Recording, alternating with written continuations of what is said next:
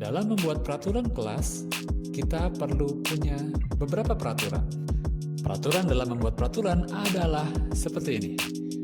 Pertama, buatlah peraturan dengan poin-poin yang cuma sedikit. Contohnya, kita bisa membuat peraturan dengan hanya sekitar 5 poin saja. Lebih dari 5 poin, maka anak tidak akan peduli dengan peraturan itu. Terlalu banyak untuk diingat, terlalu banyak untuk dipatuhi, atau bahkan terlalu banyak untuk dibaca kalau peraturan itu dipasang di kelas. Karena itu 5 atau bahkan kurang dari 5 poin itu sudah cukup. Yang kedua, saat membuat peraturan, pastikan bahwa murid juga ikut andil dalam membuat peraturan tersebut. Bagaimana caranya? Kita bisa memulai dengan sebuah diskusi. Misalnya, kita tanyakan kepada mereka, kira-kira apa saja hal-hal yang bisa kita lakukan supaya belajar itu lebih enak.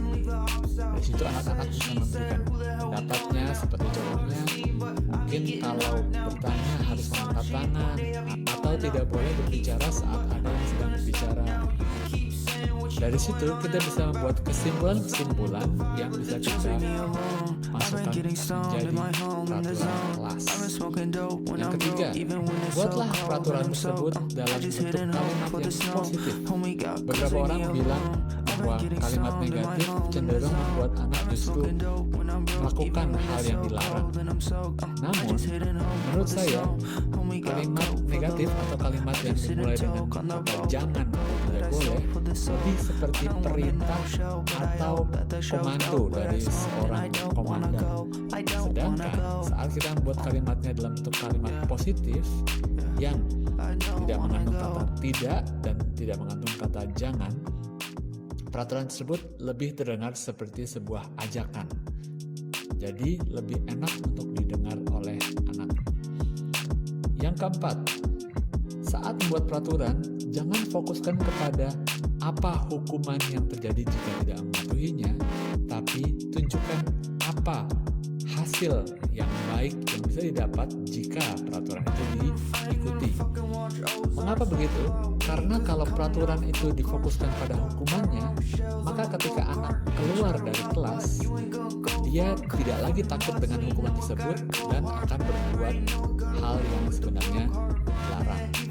Namun, jika kita mengajarkan apa tujuan akhir dari perjalanan mengikuti peraturan tersebut, maka saat dia di luar kelas, di rumah atau di jalan, mereka akan tetap mengikuti peraturan tersebut karena tahu bahwa peraturan itu baik untuk diikuti.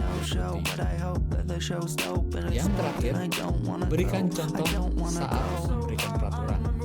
Kita harus melakukan apa yang disebut dengan gradual release of responsibility, alias melepaskan tanggung jawab sedikit demi sedikit. Bagaimana caranya? Kalau misalnya kita mengajarkan mereka untuk membuang sampah pada tempatnya, maka kita bisa memulai dengan menunjukkan bahwa kita membuang sampah pada tempatnya. Anak cukup melihat dan mengamati. Kemudian, anak ikut untuk membuang sampah pada tempatnya dengan supervisi dari guru, sehingga kita tahu bahwa mereka melakukannya dengan benar. Atau jika kita ingin mengajarkan membuang sampah dengan membaginya di tempat-tempat yang benar, misalnya ada sampah plastik dan sampah organik, kita tunjukkan pada anak dan anak melakukannya dengan kita awasi. Terakhir, kalau kita sudah yakin bahwa anak bisa melakukannya sendiri, kita tidak perlu lagi mengamati atau mengawasinya, tapi mereka bisa melakukannya sendiri. Itu adalah peraturan-peraturan dalam membuat sebuah peraturan di kelas. Aplikasikan ini dan saya yakin murid-murid akan lebih semangat untuk mengikuti peraturan tersebut. Selamat mengajar, selamat belajar.